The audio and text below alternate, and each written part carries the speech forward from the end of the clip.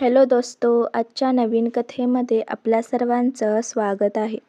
आजच्या नवीन कथेचं नाव आहे अनोळखी नातं. आमच्या घरातल्या अटारीत एका कोपऱ्यात नेहमी एक जुना गंजलेला ट्रक पडायचा. लाकडाच्या बॉक्सला लोखंडी पट्ट्यांनी बांधलेलं होतं. त्यावर धुळीचा थर आणि किड्यांनी कुरतडलेली चिठ्ठी. गोपाळ अनंत कुलकर्णी असं लिहिलेलं. गोपाळ कुलकर्णी म्हणजे माझे बाबा. बाबा गेल्यानंतर आता 5 वर्ष झाली होती. घरात आई, मी आणि माझी बहीण नेहा एवढेच उरलं होतं. त्या दिवशी पावसाने घर दणाणलं होतं. अटारीतून पाणी गळत होतं म्हणून मी वर गेलो आणि तेव्हाच माझं लक्ष त्या ट्रंककडे गेलं. लॉक जुना पण सैल होता.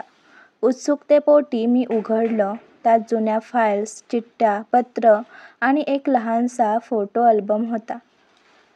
अल्बमच्या पहिल्या पानावर एक फोटो होता. बाबा एका बागेत उभे होते. त्यांच्या शेजारी एक साडी नेसलेली तरुण स्त्री. तिच्या चेहऱ्यावर एक हलकंसं हसू आणि बाबांच्या डोळ्यात काहीतरी वेगळं, ओळखीचं पण अज्ञात. मी तो फोटो हातात धरला. खाली छोट्या अक्षरात लिहिलं होतं, आणि ही होती खरी सुरुवात. मी थक्क झालो. ती स्त्री कोण आणि बाबांनी का लिहिलं असं काहीतरी विचित्र वाक्य? त्या रात्री मी आईला फोटो दाखवला. ती काही क्षण स्तब्ध राहिली, मग शांतपणे म्हणाली, तो फोटो? मला माहीत नाही, पण हा ट्रंक मी कधीच उघडू दिला नव्हता. का? मी विचारलं. कारण बाबांनी सांगितलं होतं, तो माझ्या आयुष्याचा बंद अध्याय आहे. तिच्या आवाजात एक विचित्र भीती होती. मी पुढे काही बोललो नाही, पण त्या रात्री मला झोप लागली नाही.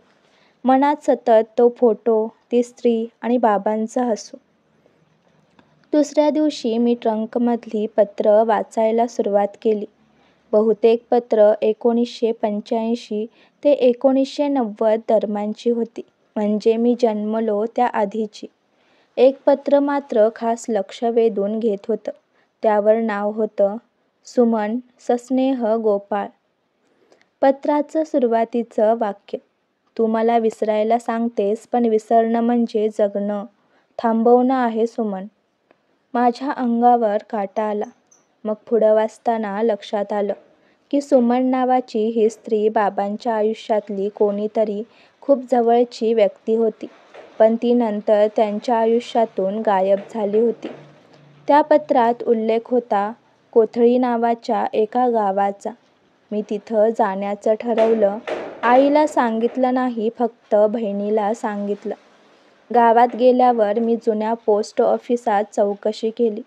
एका म्हाताऱ्याने सांगितलं, सुमनताई? हो, ओळखत होतो मी. सुंदर पण खूप शांत बाई. 15 वर्षापूर्वी तिचं घर जळालं आणि ती गायब झाली. माझं मन हादरलं. पण त्या म्हाताऱ्याने अजून एक गोष्ट सांगितली. ती नेहमी सांगायची, एक दिवस गोपाळ परत येईल, पण तो आला नाही. गावातल्या मंदिराच्या मागे जुन्या वाड्याच्या भग्न भिंतीत मला एका लहान खोलीचा दरवाजा सापडला. आत धूळ आणि जुन्या वस्तूंचा ढीग होता. एक पेटी उघडली. त्यात होते काही जुने फोटो, ज्यात बाबा आणि ती स्त्री सुमन. पण एका फोटोच्या मागे लिहिलं होतं, 1986 कोथळी, आपली शेवटची भेट. आणि त्यामागे एक लहान मुलीचा फोटो, वय 5 वर्षांचं, चेहऱ्याच्या रेषा माझ्यासारख्याच. मी थरथरलो. ही मुलगी कोण? गावात अजून चौकशी केली तेव्हा एका शाळेतल्या जुन्या रजिस्टरमध्ये नाव दिसलं, सुमन गोपाळ कुलकर्णी, शिक्षक, 1985 ते 1988. म्हणजे सुमन आणि बाबा, लग्न झालेलं. पण मग आई, आमचं घर, हे सगळं काय? मी मुंबईत परतलो. आईला थेट विचारलं. ती काही वेळ गप्प राहिली, मग म्हणाली, हो, मला माहीत होतं. सुमन तुझ्या वडिलांची पहिली पत्नी होती. मी स्तब्ध झालो. मग ती कुठं गेली? आगीच्या अपघातात मेली असं सांगितलं होतं, पण तुझ्या बाबांनी तिचं प्रेत कधीच पाहिलं नव्हतं. काही दिवसांनी मला एका अज्ञात क्रमांकावरून कॉल आला. एक स्त्रीचा थरथरता आवाज. तू गोपाळचा मुलगा आहेस. मी थक्क. हो, पण तुम्ही कोण? मी सुमन, जिवंत आहे आणि काही सांगायचे आहे. मी निशब्द झालो.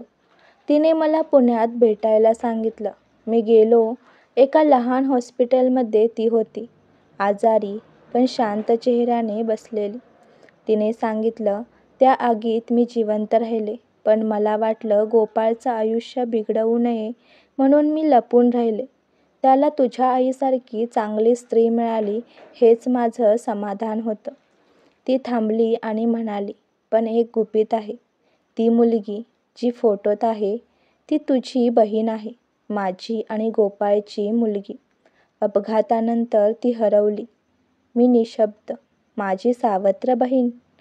ती म्हणाली, ती अजून कुठेतरी आहे आणि तू ती शोधशील एवढीच माझी अपेक्षा आहे. काही दिवसांनी सुमनचा मृत्यू झाला, पण तिच्या पर्समध्ये मला एक छोटं लॉकेट सापडलं. त्यात होती एका लहान मुलीची अर्धवट फोटोचा तुकडा आणि दुसरी अर्धा तुकडा आमच्याकडच्या जुन्या अल्बममध्ये होता. दोन्ही जुळवल्यावर चेहरा पूर्ण झाला. ती होती माझीच बहीण नेहा. मी आईला विचारलं. ती रडू लागली. हो नेहा, माझी नाही. गोपाळनं मला सुमनच्या मृत्यूनंतर त्या मुलीला दत्तक घ्यायला सांगितलं. त्याला त्या मुलीवर खूप प्रेम होतं. मी निशब्द उभा राहिलो. माझ्या मनात बाबांचं वाक्य घुमत होतं. आणि ही होती खरी सुरुवात.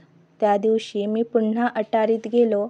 ट्रंक बंद केला. धुळीने बोटानं लिहिलं, शेवट, पण सत्याचा नाही. कारण सत्य अजूनही जिवंत होतं.